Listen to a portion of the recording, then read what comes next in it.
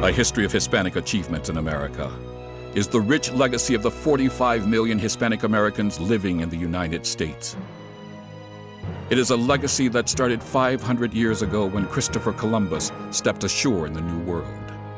It is a legacy of remarkable journeys of discovery by men like Francisco Coronado, Hernando de Soto, and Don Pedro Menendez. They were followed by others who carved out a civilization in the harsh, untamed wilderness of what would become the United States. It is a legacy that saw Spain's empire crumble, and in the mid-19th century saw Hispanics become American citizens. In the 20th century, there were great individual Hispanic achievers who fought for equality in education, politics, and business. This series is the untold story of Hispanic American achievements that are now part of the great American culture of the 21st century.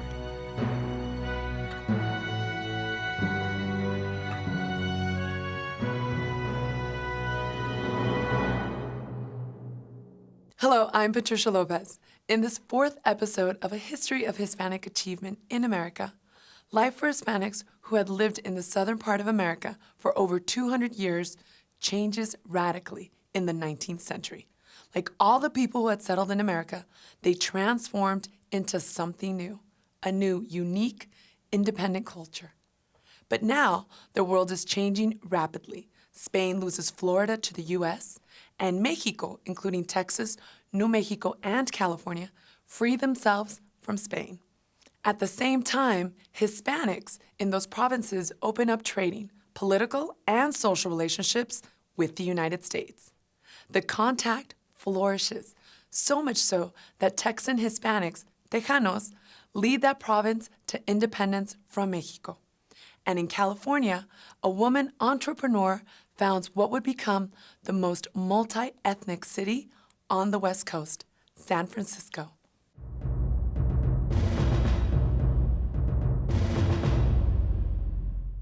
History might have been different if Spain had gone to war with the fledgling United States right after the disastrous War of 1812. Thanks to the far-reaching visions of a brilliant Hispanic diplomat, Luis de Onís, the war with the United States did not happen.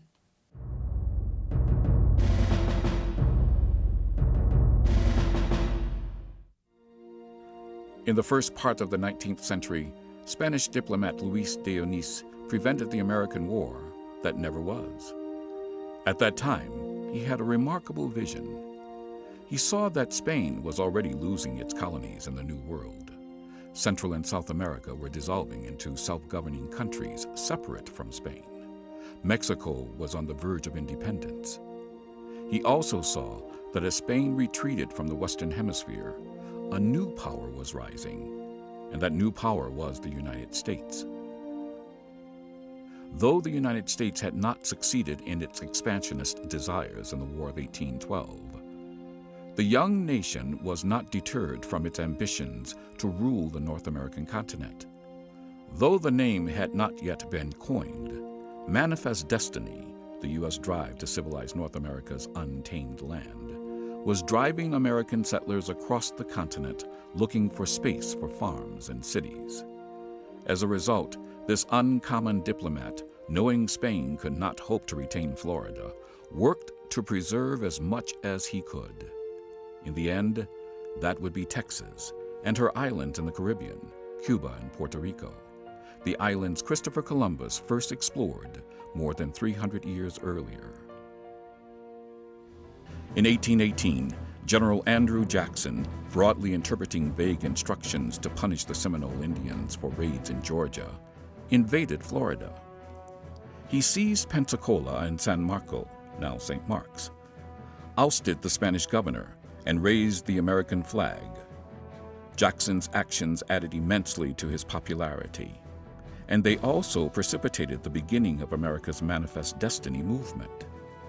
Indeed, far from disowning Jackson's exploits, the U.S. Secretary of State John Quincy Adams defended him, stating that Florida had become a derelict open to the occupancy of every enemy, civilized or savage, of the United States, and serving no other earthly purpose than as an annoyance to them.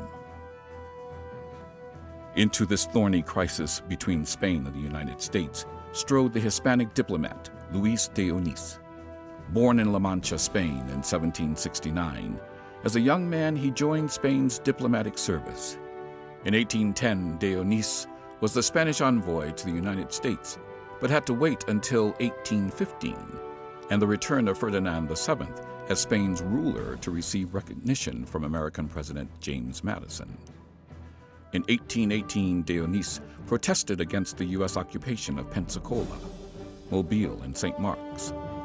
But he quickly realized that Spain, as weak as she was, would never go to war to recover this territory.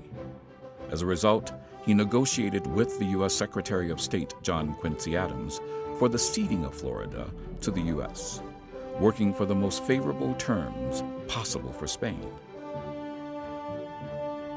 The Adams-Onís Treaty, also known as the Treaty of Amity, was a good treaty for both countries. In exchange for Florida, the United States agreed to assume $5 million in claims by American citizens against Spain. A firm boundary was drawn between the Louisiana Purchase territory and Spain's possessions in the Southwest. The U.S. gave up its claim to Texas, and Spain gave up any claims to the Pacific Northwest. The treaty was signed in Washington in 1819 and finally ratified by both countries in 1821, and war between Spain and the United States was averted.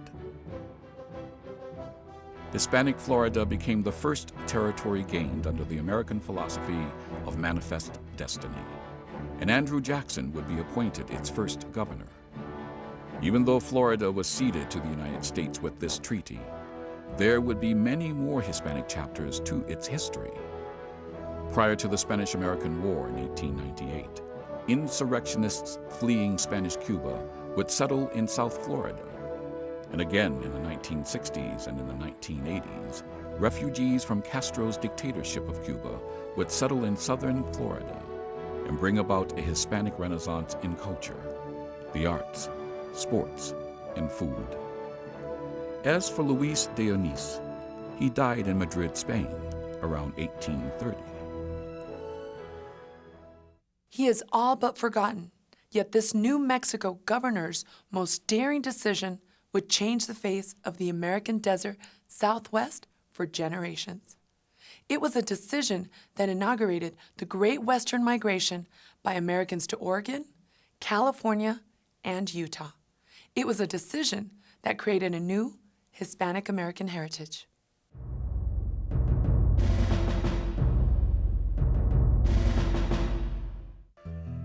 It is the most famous trail the nation has ever known.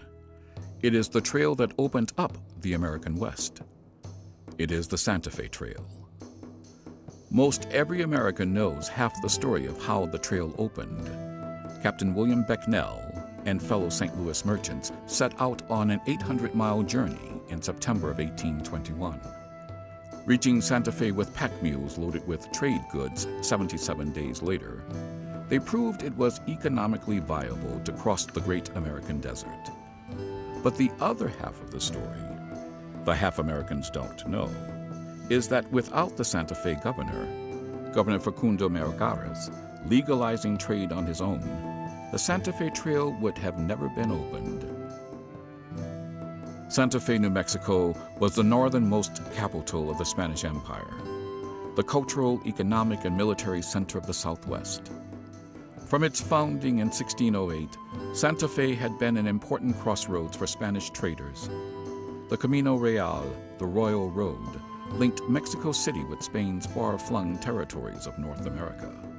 And very quickly a prosperous trade developed.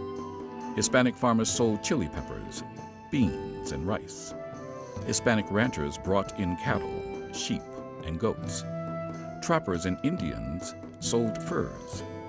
And Hispanic traders brought much-needed supplies from Mexico City and Spain, including the traditional woolen blankets called jergas. Then in 1821, Mexico won its independence from Spain. The same year, American trader Captain William Becknell led a caravan of pack mules loaded with cotton cloth to Santa Fe. When he arrived on November 16th, he was met by New Mexico's governor, Don Facundo Melgares. Melgares was one of a vanishing breed, men born in Spain who journeyed to Mexico to find their fortune. Melgares went to the American Southwest, where in 1807 he was sent to arrest Zebulon Pike. He later befriended the American and became his guide. On November 16, 1821, Melgares decided his destiny lay in allegiance to the New World, and he immediately opened Santa Fe to trade with the United States. Santa Fe quickly became an exotic destination for American fur trappers and trading entrepreneurs. From the start, Hispanic and American traders realized huge profits could be made in spite of the dangerous journey. The response was electric, and the Santa Fe Trail quickly became a steady link between the United States and Mexico. Hispanic traders, with their small carts, quite different than the heavy Conestoga wagons used by the Americans, dominated the trail. By the 1840s, Hispanic trade extended beyond St. Louis to New York, London, and even Paris. In 1860, as many as 3,000 wagons carried goods valued at $5 million along the Santa Fe Trail. But the most important exchange was the cultural one that continues today.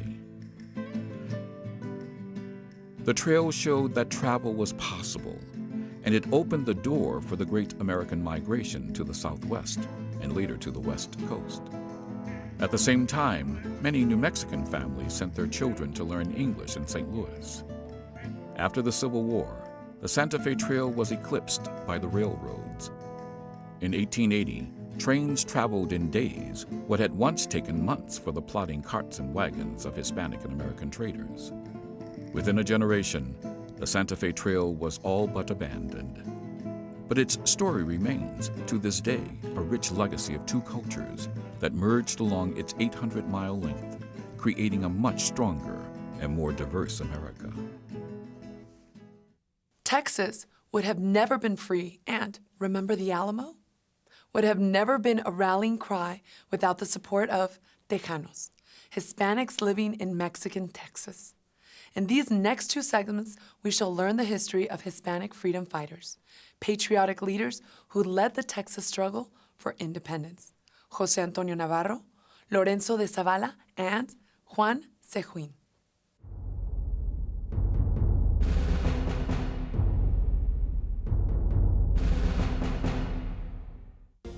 In the 21st century, Sam Houston and Steve Austin are celebrated as the founding fathers of Texas independence, with cities named in their honor. These two, Hispanics, are also celebrated as liberators of Texas, with counties named to honor their contributions. Houston and Austin are recognized in history as the saviors of the Anglos from oppression by Mexican dictator Santa Anna. These two are recognized as champions for Tejano rights in Texas, when it was an independent country and later a state. These same two men were equally important for initiating the fight for Hispanic equality in all of American life and politics. They are José Antonio Navarro and Lorenzo de Zavala, founding fathers of the Texas Republic. By 1835, both Navarro and Zavala were staunch supporters of Texas independence, believing Anglos and Tejanos would be better off independent from a Mexico ruled by the dictator Santa Anna. The two men, and Navarro's uncle, Francisco Ruiz, were the only Tejano delegates to the Independence Convention in the town of Washington on the Brazos. On March 2, 1836, 4 days before the Alamo was overrun, the delegates declared Texas independence from Mexico. Navarro, Zavala, and Ruiz signed their names to the Texas Declaration of Independence, along with the other 51 delegates. Navarro then served on the committee that wrote the Constitution for the newly declared Republic of Texas. It was similar to the U.S. Constitution. While Sam Houston served as Texas's first president, Zavala served as the Republic's first vice president. Navarro was later elected to the Congress of the Republic of Texas, where he fought to advance the rights of Tejanos. He helped pass legislation that would allow Tejanos to gain title to their land under the new government and have the right to vote. Together, Navarro and Zavala established a lineage of Hispanic involvement in American government, an involvement that was necessary to advance Hispanic rights. Indeed, from the beginning, from the founding of the Texas Republic in 1836 and the annexation of the Southwest after the Mexican-American War in 1848, Hispanics learned they would have to master the political process in order to become full partners in the American way of life. As a result, in 1853, Antonio Franco Colonial, rancher, educator, miner, and art collector, was elected the 4th mayor of Los Angeles and was California's state treasurer from 1867 to 1871. Since then, there have been more than 20 Hispanic mayors in cities with populations larger than 100,000. On the national scene in the 19th and 20th centuries, 46 representatives and 3 senators have been elected to the Congress of the United States. Interestingly, citizens from the regions that had once been part of Spain's New World Empire are rising in American politics. In 2002, Hispanic Bill Richardson was elected governor of New Mexico. And in 2004, there were 2 new Hispanic U.S. senators, Mel Martinez, a Cuban-American from Florida, and Ken Salazar, a Mexican-American from Colorado. In 2005, Antonio Villaraigosa was elected mayor of the United States' second-largest city, Los Angeles. And in 2006, perhaps the most powerful Hispanic in American politics was U.S. Attorney General Alberto Gonzales from Texas. Indeed, Hispanics will continue to participate in powerful positions in American politics throughout the 21st century. As for Navarro and Zavala, after retiring from politics, Navarro lived a quiet life until his death in 1871. The San Antonio Daily Herald reported on his death.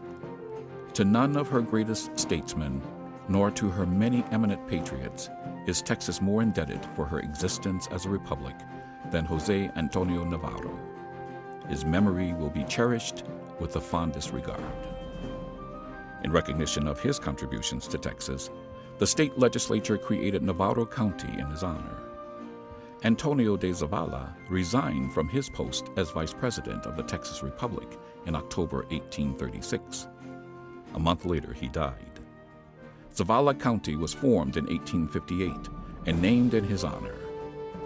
In 1931, the state of Texas erected a monument at his gravesite.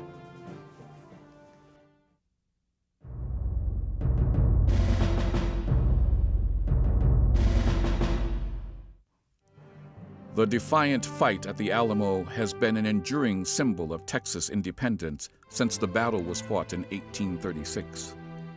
That courageous last stand is replayed again and again on the silver screen and television. All of its heroes are Western legends: Davy Crockett, Jim Bowie, William Travis, except one, Juan Seguin. Born in 1806, Seguin's 84-year life would span the transition from Spaniard to Mexican to Tejano. Growing up in a long-established family in San Antonio, the first half of Seguin's life was marked by being a hero adventurer, like the Spanish men who came before him, men like Hernan Cortez, Father Juniper Serra, and Don Facundo Melgares, men whose exploits helped civilize the American Southwest. In the second half of his life, Seguin faced discrimination, the same kind of discrimination that all Hispanics would face for the next 150 years. Almost immediately after Mexico's independence in 1821, Americans, led by Stephen Austin, poured into Coahuila y Tejas, the Mexican province of Texas. By the 1830s, the citizens of what was to become the state of Texas were becoming an independent-minded people. In 1834, Seguin criticized Mexico's new dictator, Santa Anna, and his decrees which outlawed slavery and required Americans to become Roman Catholics. Early on, Seguin even argued for Texas independence. Quickly, his arguments turned to bold action, and Seguin became a leader of the Mexicans who fought for Texas independence. In 1835, Seguin organized a band of Tejano revolutionaries to fight against Santa Anna's army. The following year, he stood with Crockett, Bowie, and Travis at the Alamo during the first part of the siege. Sent out on a dangerous ride through enemy lines to muster reinforcements, his efforts were too late, and the Alamo garrison was wiped out to a man. On April 21, 1836, Seguin and his band of soldiers fought at the Battle of San Jacinto with General Sam Houston. The battle cry, "Remember the Alamo," was especially poignant to Seguin, who had lost many friends there. After independence, Seguin returned to his home in San Antonio. He became mayor and was recognized as a hero of the Texas Revolution. But 6 years later, his life would be turned upside down. In 1842, Seguin joined an expedition to squash a Mexican attack against San Antonio. The Mexican commander, in order to discredit Seguin, stated publicly that Seguin was still a loyal Mexican subject. Even though Seguin was mayor of San Antonio and known to everyone in the town, the Anglos turned against him and drove him out of Texas into Mexico. Seguin's hopes that the Texas Revolution meant freedom for his people, as well as Anglos, were dashed. Many Tejanos left San Antonio for Mexico, driven south by violence and intimidation. Embittered by his experience, Seguin wrote in 1858 that he was a foreigner in my native land. Could I be expected to stoically endure their outrages and insults? I sought for shelter amongst those against whom I fought. I separated from my country, parents, family, relatives, and friends, and what was more, from the institutions on behalf which I had drawn my sword with an earnest wish to see Texas free and happy. Juan Seguin. Like Seguin, following the annexation of Texas, New Mexico, Arizona, and California in 1848, the thousands of Hispanics who lived in these territories faced discrimination. In Texas, they were known as Tejanos, Texas-born Mexicans who later became a scorned minority in the land of their birth. As for Juan Seguin, a hero of the Texas Revolution and the Alamo, he was never able to return to the land of his birth.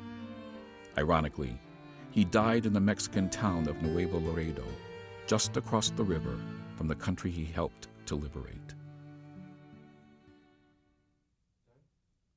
At the beginning of the 19th century, when Hispanic American women supposedly were living quietly at home on the hacienda, Juana Briones broke all stereotypes and became California's leading entrepreneur, a role model for America's 21st century Hispanic businesswomen.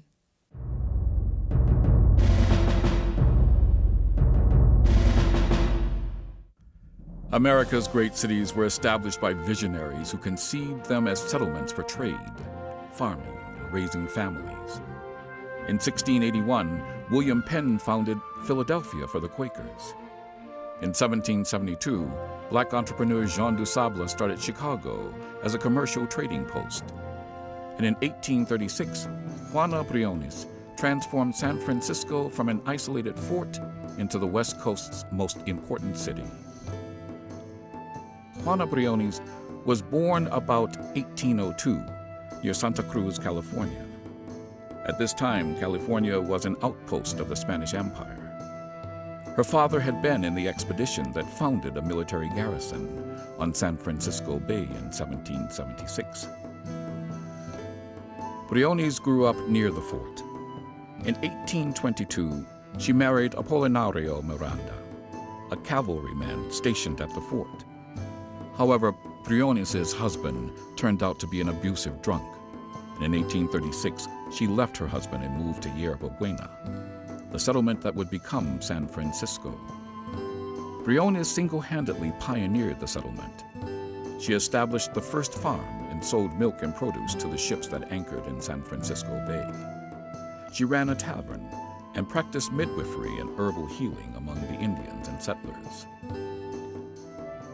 The beach where she sold her produce became known as La Playa de Juana Briones. Most importantly, she welcomed settlers, and from 1836 to 1848, she transformed Yerba Buena from an isolated settlement into a thriving town. A town that would later become San Francisco. Like America's most successful entrepreneurs, Juana Briones succeeded with San Francisco because of her leadership, shrewd business skills, and flexibility. When gold was discovered at Sutter's Mill in 1848, San Francisco became the gateway to the gold fields. As for Juana Briones, she died around 1890, one of California's wealthiest women. On October 9, 1997, the city of San Francisco erected a plaque in the Washington Square district honoring her service to the community and humanitarianism. In the 5th episode of A History of Hispanic Achievement in America, the newfound spirit of Hispanic independence clashes with America's manifest destiny in a brief war that would bring Mexico's northern provinces into the fold of the United States. Problems arise as the two cultures, Hispanic and American, meet. Eventually, a new identity, the Hispanic American identity, would emerge. An identity that would found a legacy of Hispanic courage and bravery in America's wars. At the same time, the vaquero would establish the tradition of America's most enduring symbol, the cowboy. Thanks for watching. I'm Patricia Lopez. For information about how to obtain a copy of this program or the entire DVD gift set of A History of Hispanic Achievement in America, visit our website, www.ambrosevideo.com. That's ambrosevideo.com.